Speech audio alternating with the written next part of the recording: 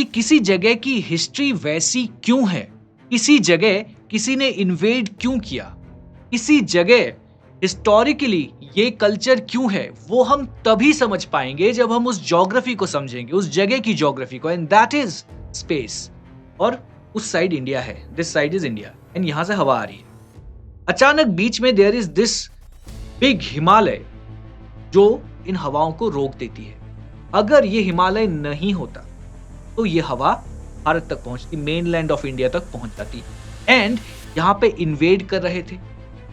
And ये सिर्फ invasion की ही बात नहीं है, यहां पे लोग ट्रेड भी कर रहे थे। So Brahmaputra plays an important role for the people of Assam.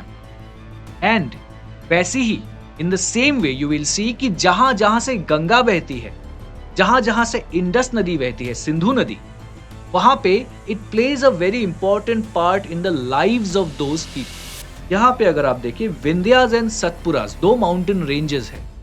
ये दो माउंटेन रेंजेस ऐसे हैं जो डिवाइड करते हैं नॉर्थ और साउथ इंडिया। ये कभी क्वेश्चन आपसे पूछा जा सकता है मेंस में कि हम ज्यादा से ज्यादा रॉक कट टेम्पल्स क्यों साउथ इंडिया में देखते हैं, तो उसका कारण यही है, जब आप ईस्टर्न घाट्स को देखते हैं देन यू विल सी यहाँ पे ये जो है कंटिन्यूअस एक घाट नहीं है, बीच बीच में ऐसे ब्रोकन है, और ये ज्यादा ऊंचे भी नहीं है। ये इसका कारण इसलिए है, इंडियन सब कॉन्टिनेंट ये जो है, इसको आज हम इंडियन सब कॉन्टिनेंट बोलते हैं, लेकिन एंशिएंट टाइम्स में इसको भारतवर्ष ही बोला जाता था। अब ये नाम कहां से आया भारत, देखिए ये जो प्रश्न आप देख रहे हैं अभी अपने स्क्रीन पे, this was asked in the year 2023 GS के मेंस के एग्जामिनेशन में in the paper GS1। Question को देखते हैं। Explain the role of geographical factors towards the development of ancient India. मतलब हम यूजुअली पढ़ते हैं हिस्ट्री के बारे में, ancient India and all of that, but क्या हम उसको ज्योग्राफी के साथ लिंक करते हैं? बिल्कुल नहीं। एंड यूपीएससी ने हमें यही पूछा कि ज्योग्राफिकल वो फैक्टर्स कौन से थे जिनसे कि डेवलपमेंट हुआ एंशिएंट इंडिया का। नाउ बहुत से ऐसे एस्पिरेंट्स थे जिनको ये क्वेश्चन एक बाउंसर लगा, लेकिन बहुत से ऐसे भी एस्पिरेंट्स हैं जिनको ये बहुत ही आसान लगा। क्यों? क्योंकि उन्होंने तमिलनाडु की किताब पढ़ी थी हिस्ट्री की, and the first chapter was this, that is India geographical factors and there impact on. This is the reason this question was asked, and many of the aspirants who had read this book, particular book, were able to answer this question. समझे? तो now ये जो हम पढ़ाई करने वाले हैं over the next few days, we are going to study about the Tamil Nadu history book, of course. लेकिन how is it going to be different?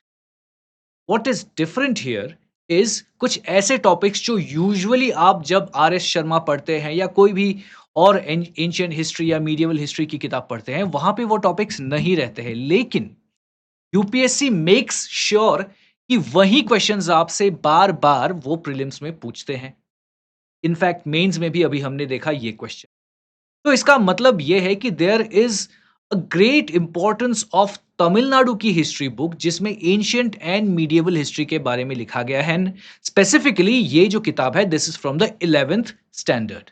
Okay, now एक बहुत ही इंटरेस्टिंग बात बताती है ये चैप्टर हमें एकदम स्टार्टिंग में, दैट इज कि हिस्ट्री जो है इसकी दो आंखें होती है, टू आईज ऑफ हिस्ट्री। पहला है क्रोनोलॉजी या टाइम, ठीक है।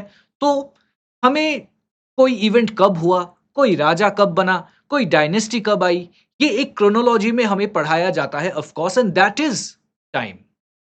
बट एक चीज जो हम मोस्टली इग्नोर करते हैं, दैट इज जियोग्राफी या स्पेस। मतलब कि किसी जगह की हिस्ट्री वैसी क्यों है, किसी जगह किसी ने इन्वेड क्यों किया, किसी जगह हिस्टोरिकली ये कल्चर क्यों है, वो हम तभी समझ पाएंगे जब हम उस ज्योग्राफी को समझेंगे, उस जगह की ज्योग्राफी को, एंड दैट इज स्पेस।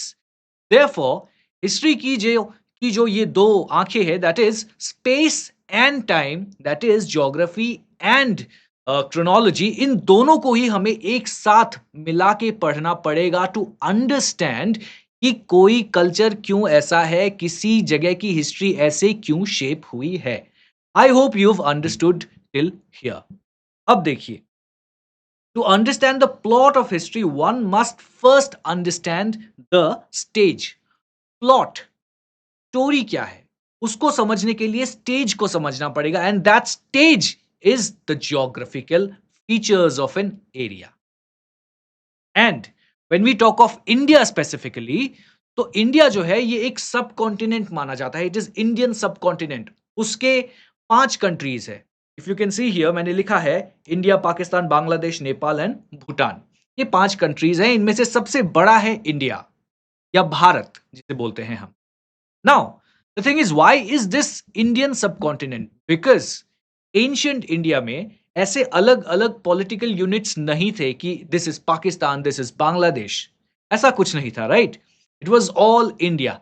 इसलिए एंशियंट टाइम्स से ही इस पूरे एरिया को इंडियन सब कॉन्टिनेंट या भारतवर्ष कहा जाता है, जिसके बारे में ऑफ कोर्स हम थोड़ी ही देर बाद इसी लेक्चर में पढ़ने वाले हैं। देन मूविंग अहेड, अब जब फिजिकल फीचर्स की बात करते हैं या ज्योग्राफी की बात करते हैं इंडिया की, तो we can broadly divided into 3 parts. सबसे पहले वी हैव द हिमालयाज। जो पहला फिजिकल फीचर हम देखते हैं, ब्रॉड जो डिविजन है वो बता रहा हूं मैं। सेकेंडली हम देखते हैं about the Indo Gangetic plains. Pardon my handwriting, मेरी हैंडराइटिंग बहुत अच्छी नहीं है, I am very sorry about that. And the third physical feature जो हम यूजुअली पढ़ते हैं, दैट इज पेनिनसुलर एरिया,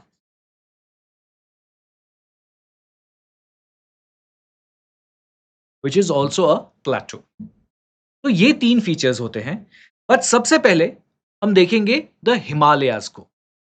अब हिमालयाज जो है, ये हमारे कंट्री के कल्चर को शेप करने में एक बहुत इंपॉर्टेंट रोल प्ले करता है। क्यों? क्योंकि जो आर्कटिक के ठंडे विंड्स है, जो साइबेरिया से आते हैं, जो हवाएं हैं, those are very cold, and the Himalayas that stand as a shield. Understood this? Try and visualize कि यहां से हवा आ रही है और उस साइड इंडिया है, this side is India, and यहां से हवा आ रही है। अचानक बीच में there is this big Himalaya जो इन हवाओं को रोक देती है। अगर ये हिमालय नहीं होता तो ये हवा भारत तक पहुंचती, मेनलैंड ऑफ इंडिया तक पहुंच जाती, and India would have been very cold. तो हमारा जो आज का क्लाइमेट है, which is in a way moderate climate, इसका श्रेय जाता है टू हिमालयाज, क्योंकि cold winds coming from Siberia through central Asia, उसको रोका जाता है बाय द हिमालयाज। यहाँ पे आप देख सकते हैं डायमेंशंस के बारे में मैंने लिखा है कि 2560 किलोमीटर लेंथ है, because it starts from the north of India, as you can see here, I will show you. It starts from here and ये एकदम असम तक जाती है। This is how the Himalayas are. तो काफी लंबा है, and there is the breadth also, 240 से 320 किलोमीटर्स का ब्रेथ भी है इसका। And then if you see, there are the biggest peaks in the world, जैसे माउंट एवरेस्ट आपको पता ही है, K2 गॉडविन ऑस्टिन, ये सारे हिमालयन पीक्स है यहाँ पे, which are very high. Now the thing is कि ये जो इतने बड़े बड़े माउंटेन्स है, ये सिर्फ हवा को ही नहीं रोकती, ये ऑल्सो रोकती है ह्यूमन मूवमेंट को। क्योंकि ये इतने ऊंचे पहाड़ है तो इनको क्लाइंब करके क्रॉस करना मुश्किल है।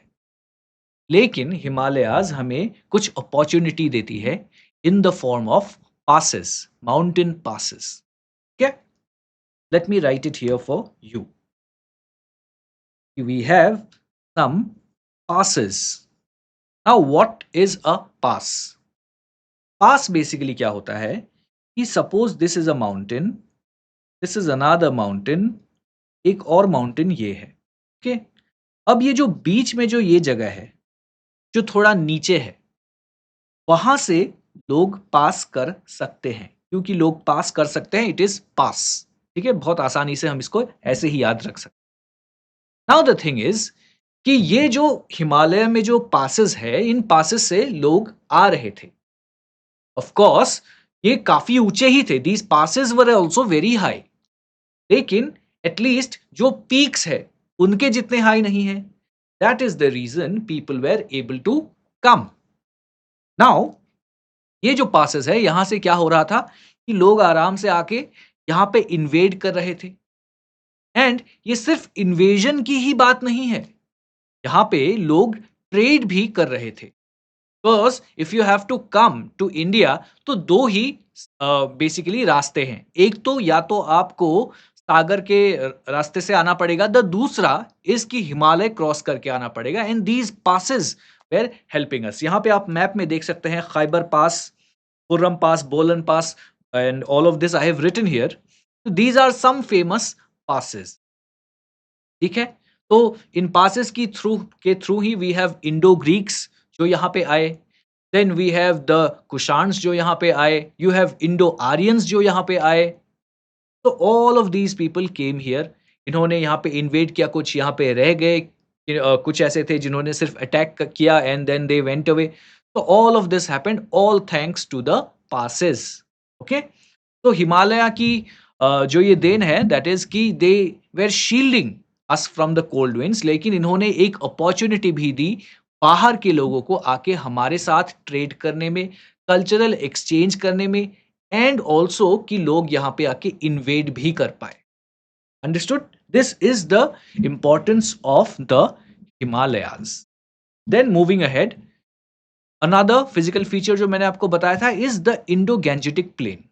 अब तीन बहुत ही इंपॉर्टेंट रिवर सिस्टम्स है जो इस पूरे प्लेन को ड्रेन करती है.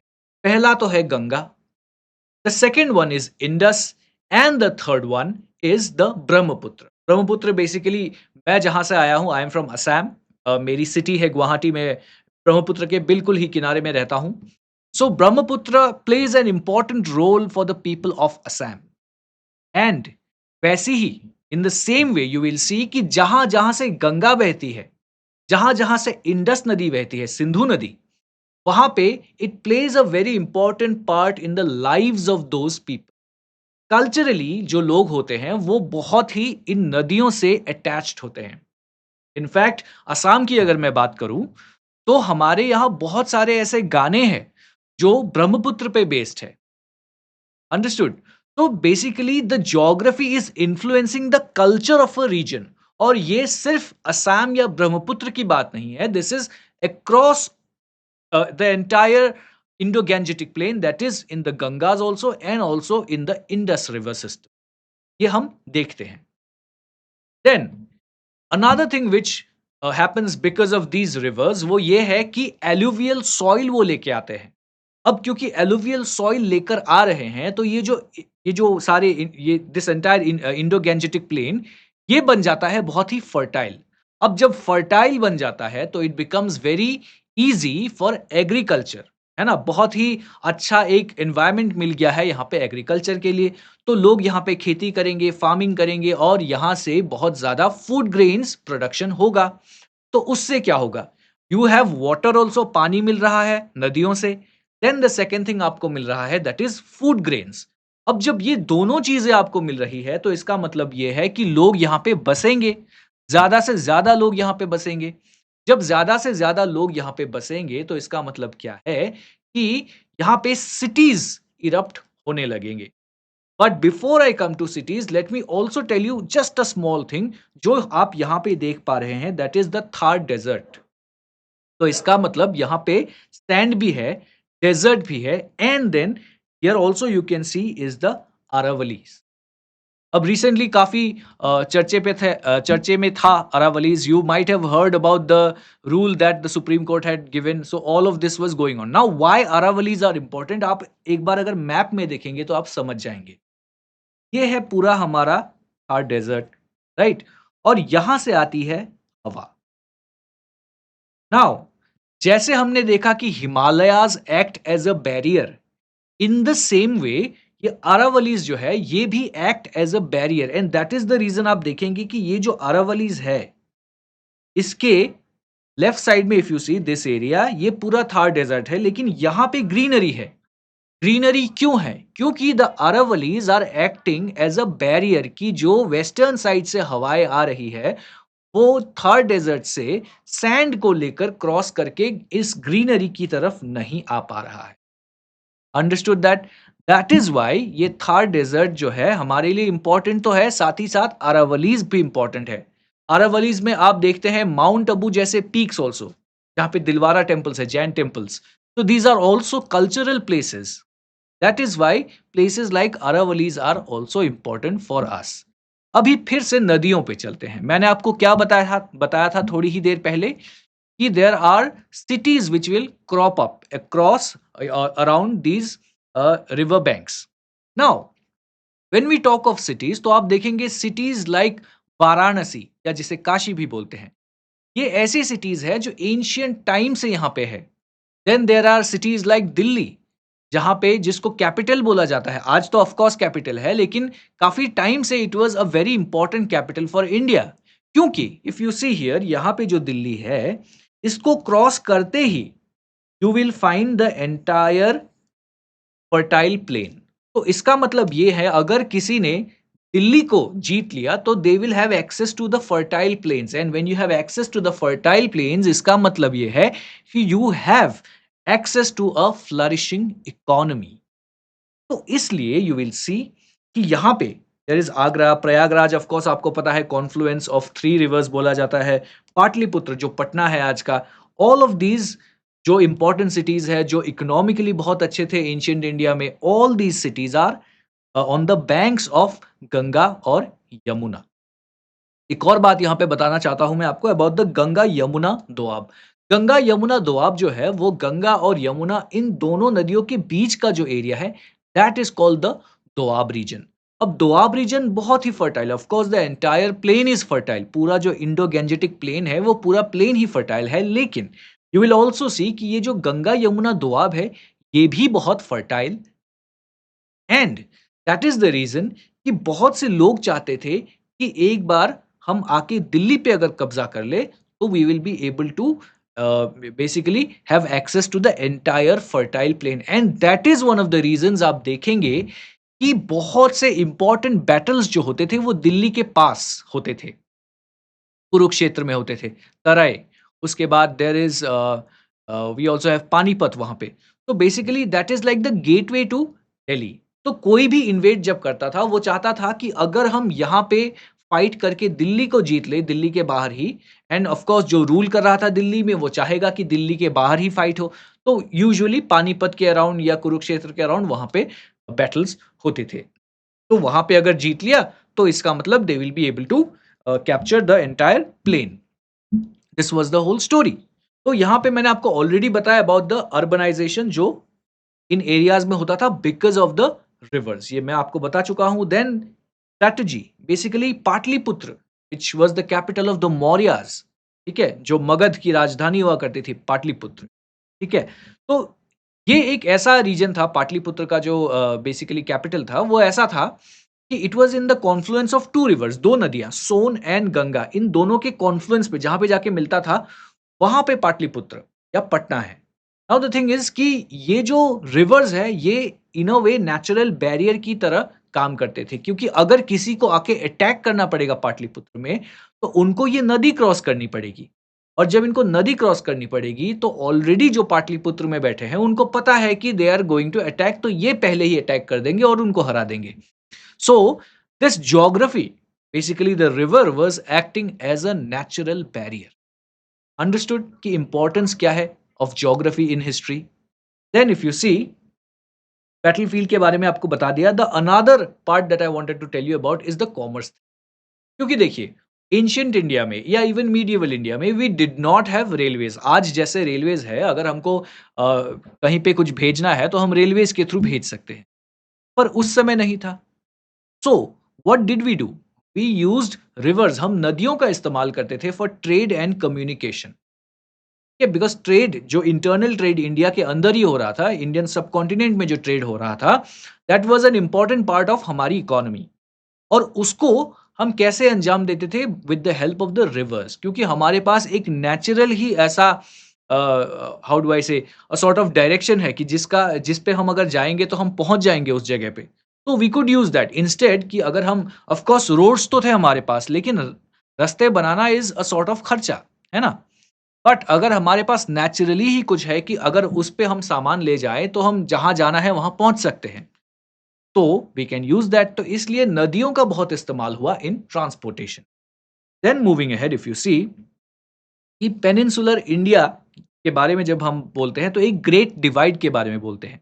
दैट इज़ यहाँ पे अगर आप देखें, I will just change the colour. यहाँ पे अगर आप देखें विंध्यास एंड सतपुरास 2 माउंटेन रेंजेस हैं। ये 2 माउंटेन रेंजेस ऐसे हैं जो डिवाइड करते हैं नॉर्थ और साउथ इंडिया को। तो इसलिए आप देखते हैं कि साउथ इंडिया जो है थोड़ा-सा अलग होता है north India. The reason was ये डिवाइड, बीच में ये डिवाइड था। एंड विंध्यास एंड सतपुरास उनमें काफ़ी सारे फॉरेस्ट थे। तो इनको क्रॉस करके नॉर्थ इंडिया से साउथ इंडिया आसानी से लोग आ भी नहीं सकते थे। That is why you will see कि ये जो बैरियर था, इस बैरियर की वजह से ही साउथ इंडिया के जो लोग थे, वो ज़्यादा अपने कल्चर को प्रिज़र्व कर पाए और नॉर्थ इंडिया के लोग ऑल्दो प्रिज़र्व किए, लेकिन उतना ज़्यादा वो नहीं कर पाए थे प्रिज़र्व। क्योंकि वहाँ पे बहुत सारे इन्वेजन्स हो रहे थे। वहाँ पे ऑफ़ कोर्स काफ़ी सारा कल्चरल कॉन्टैक्ट भी हो रहा था। हालाँकि साउथ इंडिया में भी हो रहा था, लेकिन South Indians were a little better at preserving their culture. लेकिन आगे चल के हम इसी लेक्चर में देखेंगे कि हाउ इट ऑल रिजल्टेड, ये जो सारे कल्चरल कॉन्टेक्स्ट थे, इससे बेसिकली एक मेल्टिंग पॉट बन गया India. We will see that. But before that मैं आपको इस बैरियर के बारे में बता रहा था कि जो ये विंध्यास एंड सतपुरास है, these are barriers between north India and south India. ठीक है, लेकिन ये जो डेक्कन प्लेटो है, Deccan plateau acted as a bridge, ये एक ब्रिज की तरह काम करता है जो नॉर्थ और साउथ दोनों को लिंक करता है। देन आर्किटेक्चर के बारे में अगर हम थोड़ा बात करें तो वॉल्केनिक रॉक जो है, जो यहाँ के रॉक्स है दैट इज इन द प्लेटो, ये सारे वॉल्केनिक रॉक्स है। अब ये वॉल्केनिक रॉक्स जो है इनको काटना थोड़ा ईजी होता था, तो इसलिए हम रॉक कट टेम्पल्स जो है बहुत सारा साउथ इंडिया में या पेनिनसुलर प्लेटो में देखते हैं। ये कभी क्वेश्चन आपसे पूछा जा सकता है मेंस में कि हम ज्यादा से ज्यादा रॉक कट टेम्पल्स क्यों साउथ इंडिया में देखते हैं, तो उसका कारण यही है कि ये सारे वॉल्केनिक रॉक्स है और इनको काटना आसान है। ठीक है, ऑफ कोर्स इसमें और कुछ लिखना पड़ेगा आपको, जैसे एग्जांपल्स देने पड़ेंगे and there are different dimensions जिनके बारे में आपको लिखना पड़ेगा, बट बेसिक बात यही है कि it is easy to cut because these are all volcanic rocks. Then साथ ही साथ ये तो पेनिनसुलर प्लेटो हो गया, लेकिन इनके साइड में यहाँ पे हम देखते हैं Ghats, western Ghats and eastern Ghats. सबसे पहले मैं आपको ईस्टर्न घाट्स के बारे में बताता हूँ, फिर चलेंगे हम वेस्टर्न घाट्स पे। अगर आप ईस्टर्न घाट्स को यहाँ पे देखें, एक बार ये मैं पूरा इरेज़ कर देता हूँ। जब आप ईस्टर्न घाट्स को देखते हैं, देन यू विल सी यहाँ पे कि ये जो है कंटीन्यूअस एक घाट नहीं है।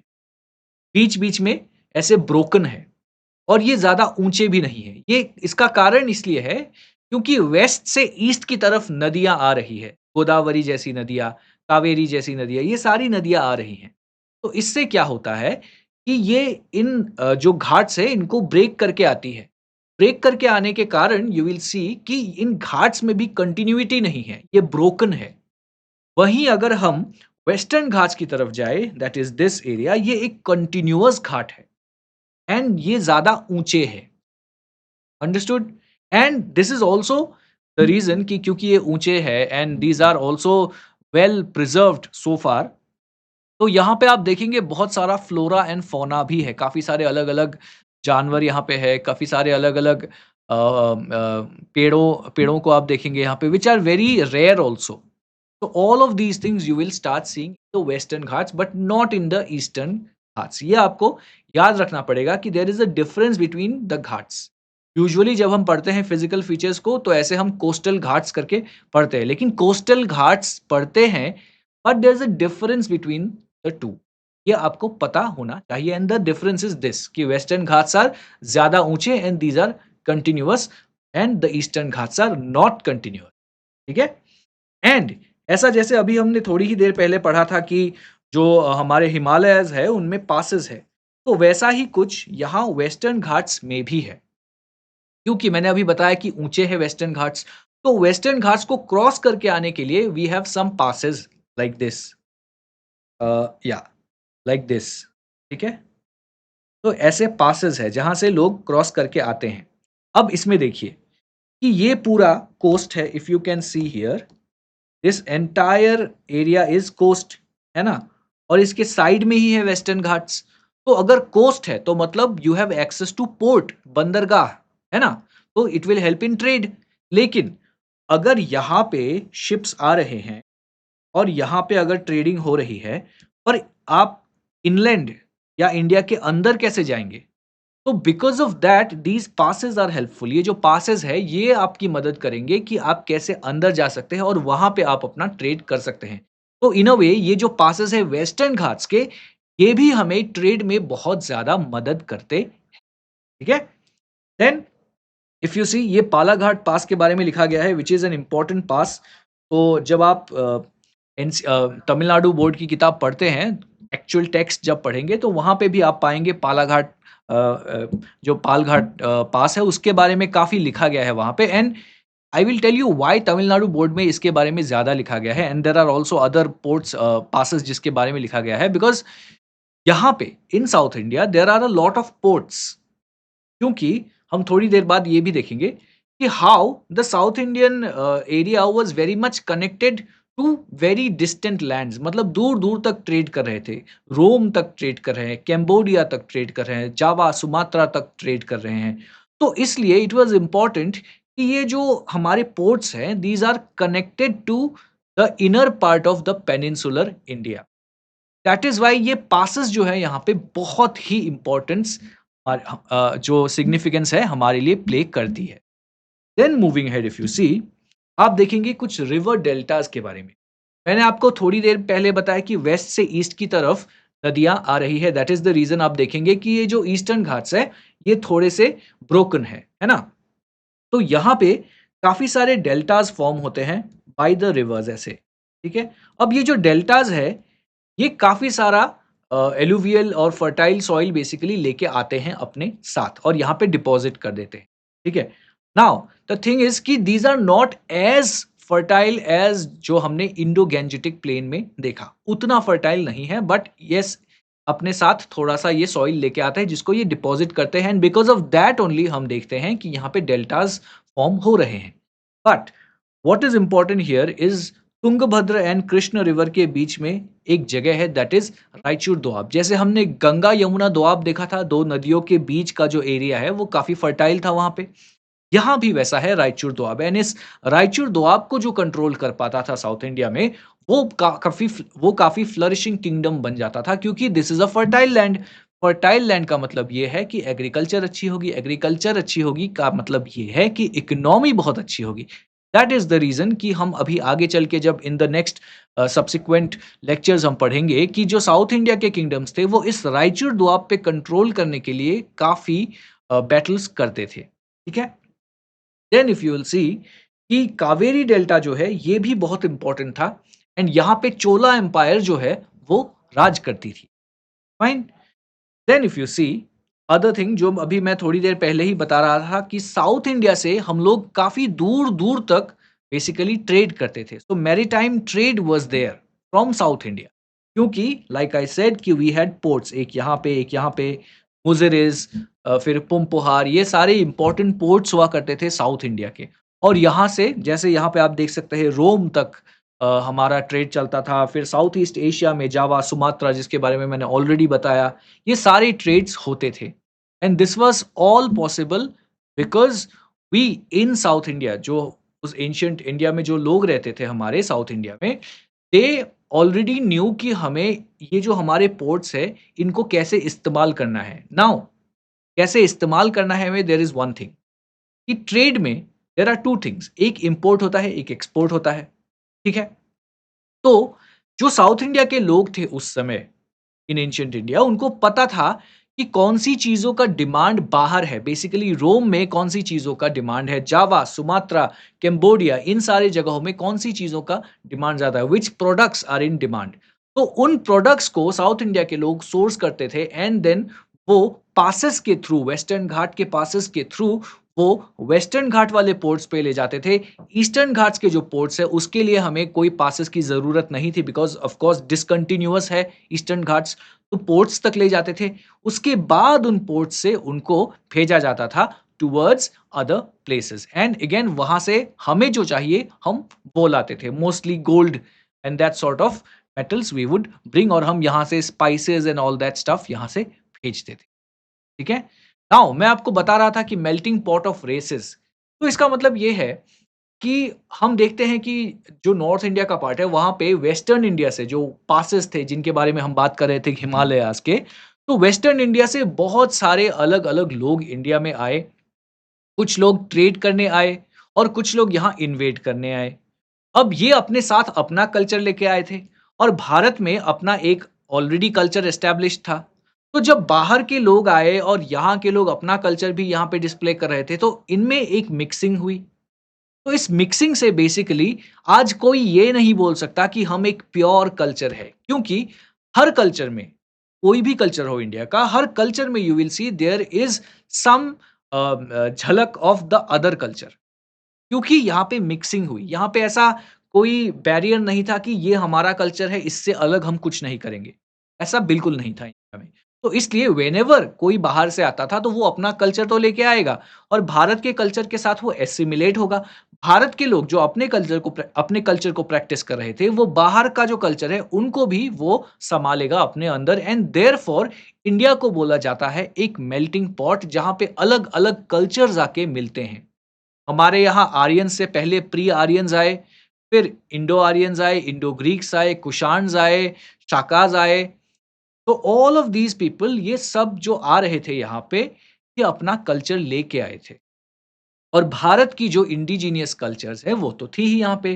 तो बेसिकली एक सिंथेसिस हुआ और इस सिंथेसिस की वजह से ही मैं बोल रहा हूँ कि आज कोई बोल नहीं सकता कि हमारा कल्चर ही प्योर है और एंशिएंट टाइम से आज तक हमारा कल्चर सेम ही रहा है, ये कोई नहीं बोल सकता, because there has been a lot of intermingling and mixing of cultures हमारे भारत में।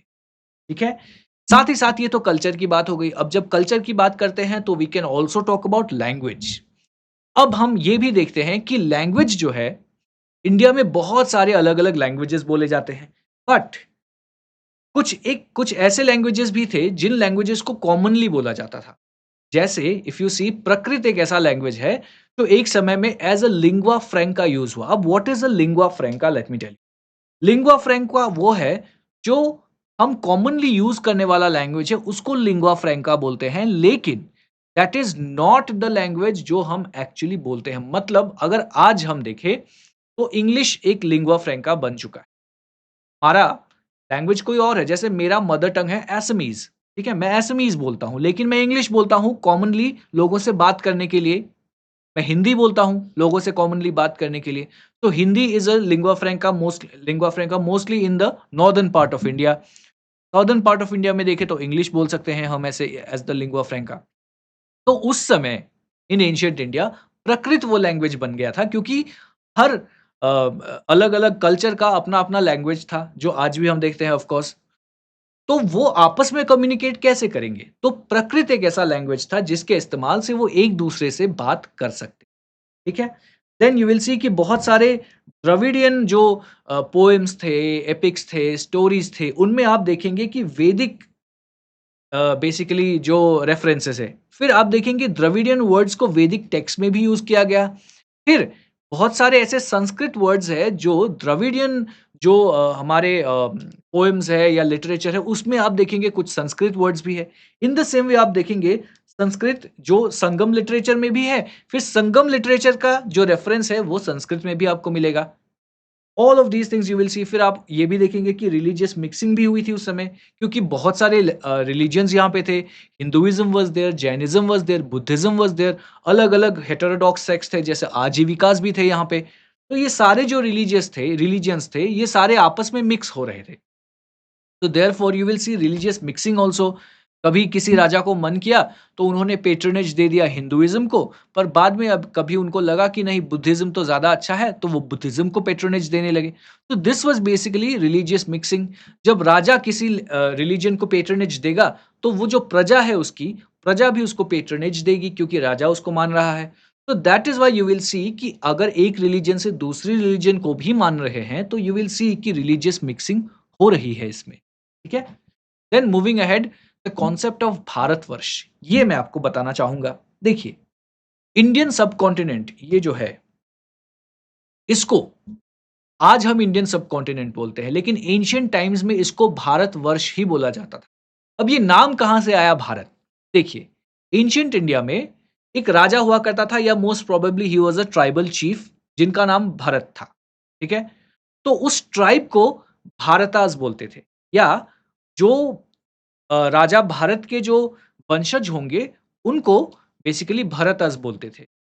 तो वो लैंड जहाँ पे भरत के वंशज रहते हैं या the tribe of Bharatas live, उसको बोला जाता है Bharatvarsh. And this entire land was said to be Bharatvarsh. अब ये आपको कभी-कभी डाउट होता होगा कि इंडिया ये नाम कहाँ से आया है? तो इंडिया जो नाम है ये भी इतनी आसानी से नहीं आया। सबसे पहले जो पर्शियंस आए थे उन्होंने यहाँ पे सिंधु नदी थी, ठीक है?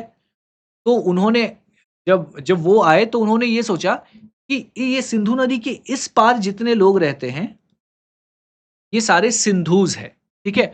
बट प्रॉब्लम ये था कि वो स नहीं बोल पाते थे, तो इसलिए स को उन्होंने ह बना दिया, तो सिंधु बन गया था हिंदू। तो इसलिए उन्होंने पर्शियंस ने बेसिकली ये किया कि सिंधु नदी के उस पार जो रहते हैं, मतलब हिंदू नदी के उस पार जो रहते हैं, दोज़ आर हिंदू पीपल, ठीक है? वैसे ये नाम आया and that is how Hindu came.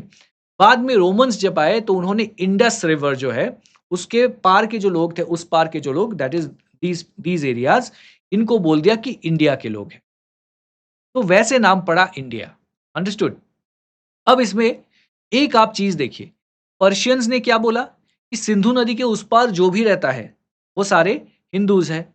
Romans जब आए उन्होंने क्या बोला कि इंडस नदी के उस पार जो भी रहता है, सारे इंडियंस हैं। मतलब ये पूरा जो इंडियन सबकॉन्टिनेंट है, ये पहले से ही एक ह्यूज ज्योग्राफिकल यूनिट के हिसाब से ही लोग देख रहे थे। इसे अलग-अलग नहीं देख रहे थे कि ये नॉर्थ इंडिया है, वो साउथ इंडिया है या वो नॉर्थ ईस्टर्न इंडिया है, वैसे नहीं देख रहे थे। लोग इस हिसाब से देख रहे थे कि सिंधु नदी के उस पार जो भी है, वो सारा भारत है या इंडिया है। Understood? That is how the name came. तो जब ये भारतवर्ष वाला नाम आया था, तब पाकिस्तान तो था नहीं, राइट? बांग्लादेश नहीं था। तो इसलिए सब कुछ ये पूरा रीजन ही जो है इसको भारतवर्ष कहते थे। अंडरस्टूड? तो एंशिएंट लोग जो थे वो बेसिकली बेसिक आइडिया यही है कि एंशिएंट लोग जो थे, वो इस पूरे भारतवर्ष को ही एक प्रॉपर यूनिट हिसाब से देखते थे, अलग-अलग नहीं देखते थे। फिर पॉलिटिकल यूनिटी भी हमने अचीव की थी। अगर आप यहाँ पे देखें, तो ये जो पूरा भारतवर्ष का एरिया है, ठीक है? तो ये तो ऑफ कोर्स एक ज्योग्राफिकल यूनिट के हिसाब से हम देख रहे हैं। लेकिन ऐसे-ऐसे समय भी आए जब कुछ राजा इस पूरे एरिया को यूनाइट कर पाए अंडर वन पॉलिटिकल यूनिट। ये मौर्यास के समय हुआ जब अशोक जब सम्राट बने थे तब ऐसा हुआ था।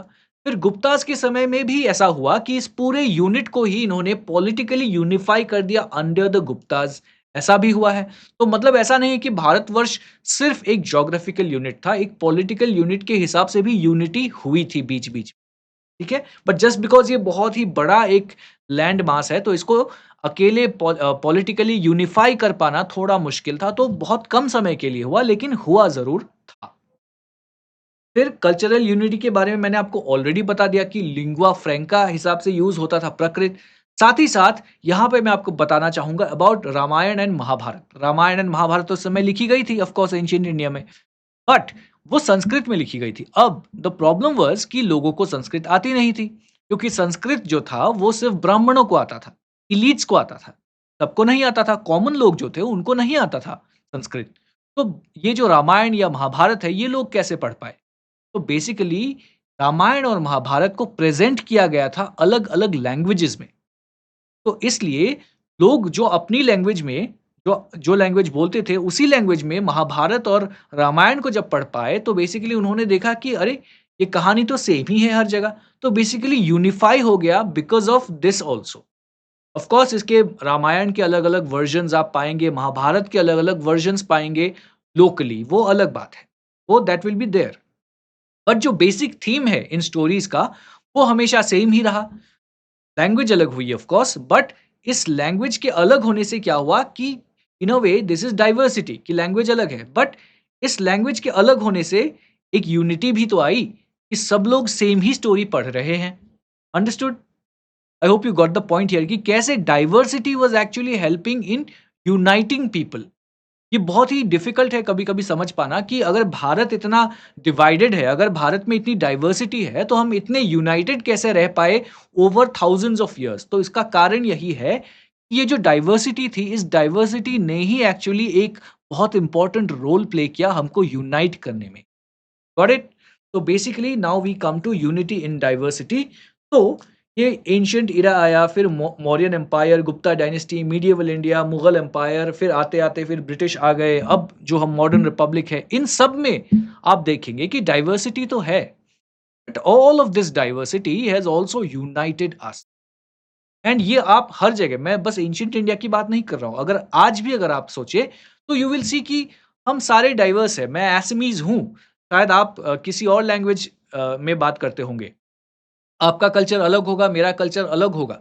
लेकिन we are all in one country that is India, और हम इस इंडिया के कॉन्सेप्ट को हम रिस्पेक्ट करते हैं, and we have been united by the constitution of India. Understood? So basically there is diversity, लेकिन we are all united together, and ये आज एंड एंशिएंट टाइम्स में हमेशा से ये ऐसा ही चलता रहा है। ऑफ कोर्स तब कॉन्स्टिट्यूशन नहीं था, but there were other ideas which were uniting, जिनके मैंने आपको एग्जांपल्स दिए अभी। ठीक है? तो geography separated the regions, but history bound them together. Geography ने रीजन्स को अलग-अलग तो कर दिया, पर हिस्ट्री ने एक साथ सबको बाउंड करके रखा। The plural character of Indian society, क्योंकि प्लूरल अलग-अलग हमारे कल्चर्स थे, लैंग्वेजेस थे, तो हमारा एक प्लूरल कैरेक्टर था सोसाइटी का, right?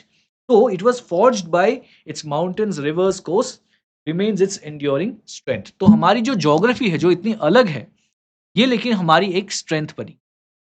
Understood? That is how this entire chapter ends, कि कैसे हमारा जो ज्योग्राफिकल फीचर है, जो अलग-अलग है, जिससे हमने स्टार्ट किया था ये चैप्टर, अंत में आके वी हैव अंडरस्टूड कि all of this together has helped us in uniting. Understood? Now coming to the question जो हमने पहले देखा था, the question is actually something which can be answered जब आप पूरे एंशिएंट हिस्ट्री को पढ़ लेंगे।